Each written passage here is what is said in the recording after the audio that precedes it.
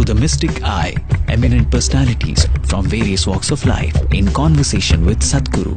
This week features world-renowned Pandit Jasraj in a rare exchange with Sadhguru, exploring the depths of Indian classical music. Pandit Jasraj's rich, soulful voice has touched the hearts of thousands of music lovers around the world. Known for his unique ability to effortlessly glide over 3.5 octaves, Pandit Ji's rich compositions and unique Jasrangi Jugalbandi are one of his many contributions to Hindustani music. Awarded the Padma Vibhushan in 2000 and the Sangeet Natak Academy Ratna in 2010, Pandit Ji has founded the Pandit Jasraj Institute of Music to offer this art form to many more. Watch as the maestro and mystic together unveil the profound intricacies of Indian classical music and their innate connection to the human system. Anandeshwara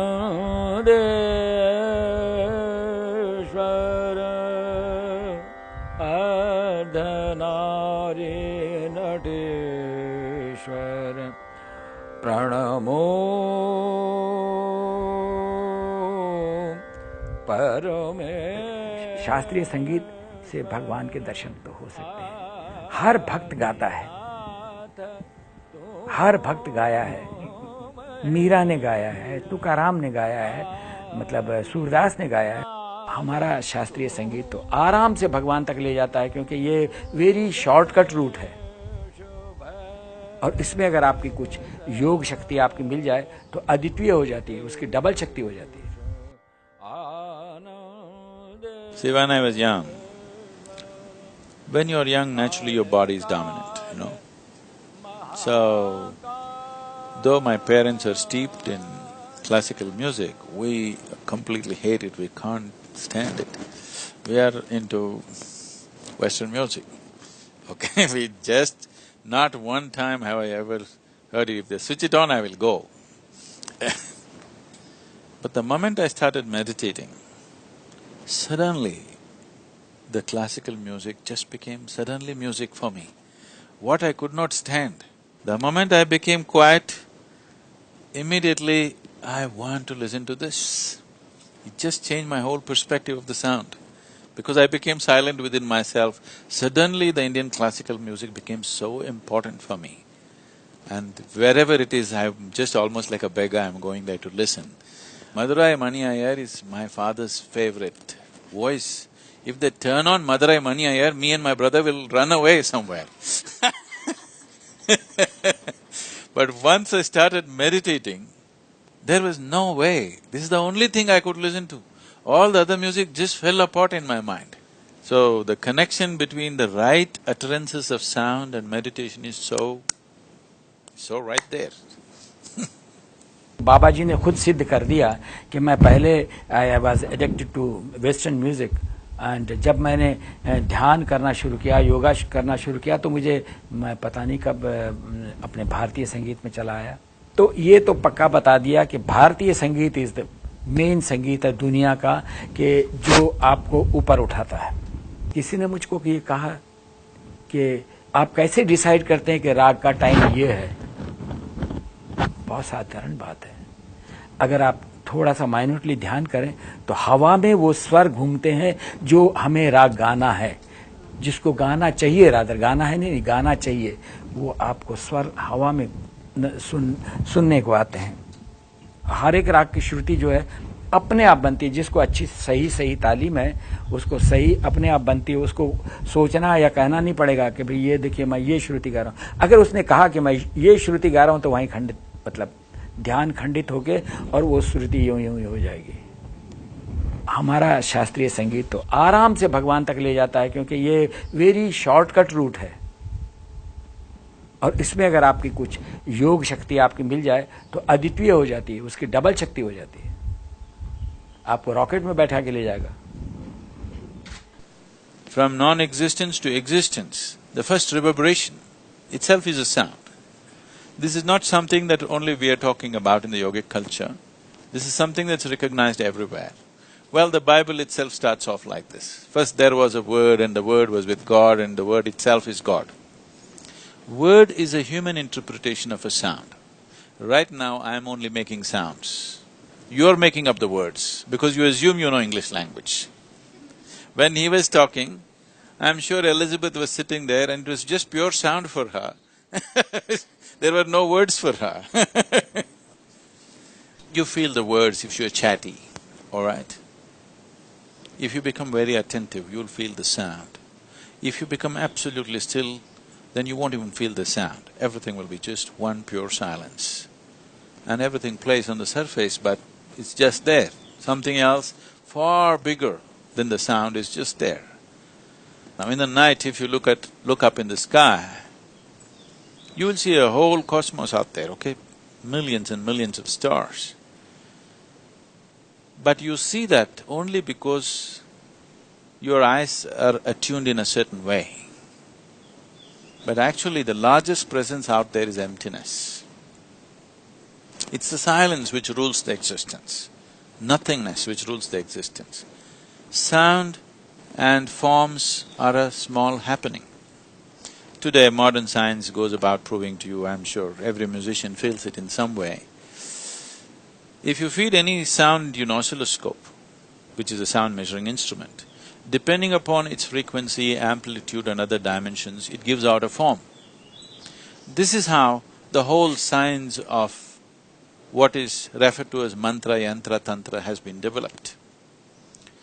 Mantra is a sound, a pure sound is mantra. A lot of the music that they're doing is pure mantra, no meaning, it's just sound. If you utter a sound, it gives out a form naturally. So if you observe carefully enough, every form is throwing out a certain sound. In this culture, based on this, we created language. Language is not something made up for the sake of communication. Language is like the blueprint of the existence, that what kind of sound does this relate to? The corresponding sound is the name for this form. So if you master the sound, you have mastery over the form. So this whole science of wanting to use the sound as a passageway through the existence. Music is a beautiful way of doing it. There are other hard ways of doing it. Chanting. Chanting is a hard way of doing it, pure science. Music is a beautiful way of doing it. Sounds can be used for well-being, for health. Right now I don't know the names of the raga, I am completely ignorant of those things, but if he sings various ragas, I will tell you, this raga if you sing, your blood pressure will go down right now. And you can check it. 15 minutes raga for the singer and the listener, your blood pressure will go down. This people are experiencing in a concert. They may not be medically, measuring it, but people are experiencing, they listen to something and they become like this. They listen to a certain sound and become loving, they listen to a certain sound and become joyful, they listen to a certain sound and become aggressive. This is happening, isn't it? This is happening, isn't it so? Sounds are creating not only emotions, they also are changing the very chemistry of your system. So what kinds of sounds you're exposed to does various things to you, or what kinds of sounds you are generating also does various things to you. Why? One of the first things that you do if you want to go on spiritual sadhana, first thing is shut up. Because stop uttering all the ugly sounds, just shut up.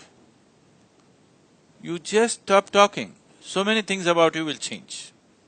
Simply because you are no more causing the damage by uttering wrong sounds. स्वर ही ब्रह्म है, यहाँ से शुरुआत होती है। जो स्वर है वो स्वयं में ईश्वर है, जिसको हम इंग्लिश में साउंड कह दें या कुछ कह दें। साउंड में इतनी शक्ति होती कि ब्रिज तोड़ देता है, एक बड़ा सारा सख्त ब्रिज, मगर वो मालूम होना चाहिए कि इसका सा कौन सा है, इस ब्रिज का स्वर कौन सा है। अगर वो पता हो तो उसको बहुत जोर से अगर उस स्वर को लगाया जाए तो ब्रिज क्रैक कर जाएगा। दो तानपुरे, एक तानपुरा मिलाते हैं, उसमें दोनों स्वर अगर एक साथ हो गए तो एक तार टूट जाएगा, उसके ऊपर रुक नहीं सकते। कोई गाने वाला अगर एकदम एक्यूरेसी, आप हमको पता ही नहीं चलता कि एक्यूरेसी क्या है, हम इतने करीब चले जाते हैं फिर भी वो एक्यूरेसी नहीं होती है। ये उसकी शक्ति को झेल नहीं सकता, मतलब ये उसके एकात्मकता को झेल नहीं सकता, जो ब्रिज तोड़ देता है। मेरे पिताजी हम अजमेर में गा रहे थे तो एक स्वर लगाया, सा जिस भी स्वर से गा रहे थे, सा लगाया तो छत फट गई।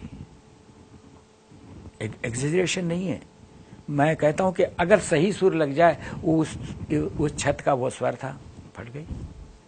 इसको कहेंगे कि आपके गाने से हो गया, उसके गाने से हो गया, उसके बजाने से हो गया, नहीं, वो स्वर की वजह से हुआ। The power of the sound that Panditji was saying is, in the modern science we are trying to explain it off as resonance. If the Shruti is perfect on the two, naturally the string will break. So just about anything can be cracked with sheer sound, just by something like this. If two people just do this, if it is a perfect match, you can bring the building down. Being in absolute unison can create a certain energy where 1 + 1 is no more 2, 1 + 1 is a million. So, classical music, when two people sing, Jugalbandi is never about two people singing together. They're always setting this thing, because the musicians who crafted this music are aware, or if two musicians are absolutely perfect, they could cause damage to the physical structure. People may just attain, their bodies may break, it is possible. Music is a good vehicle to transport yourself to that last point. The whole process that you see in the existence is from non-creation to creation, from unmanifest to manifest. But the other process is also happening. Today, cosmologists have recognized a whole galaxy will collapse into itself and become nothing. It'll become a black hole, it's nothingness. And nothingness is recognized as the most powerful space in the existence. It's the energy which is the basis of the sound. Because there is energy in this body, I can make these sounds, isn't it? But at the same time, sound is the basis of energy on another level.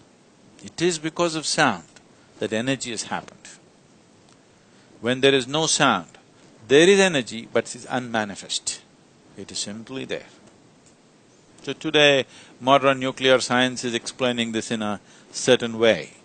You can see virtual protons and virtual neutrons being created if you just as much as add energy outside, not connected to this chamber.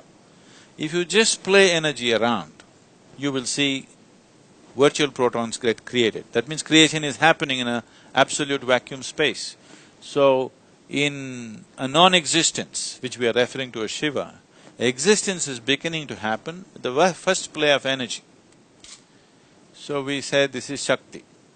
Energy is Shakti. Once she begins to play, creation begins to happen. The first form of creation is always the sound. So first there was word. And it's both ways. See, we always try to understand everything logically. Logic always moves step by step. Creation does not move step by step. There's no point trying to logically put it on a blackboard and say, this how creation happens. It's a silly way to go. There's only one way.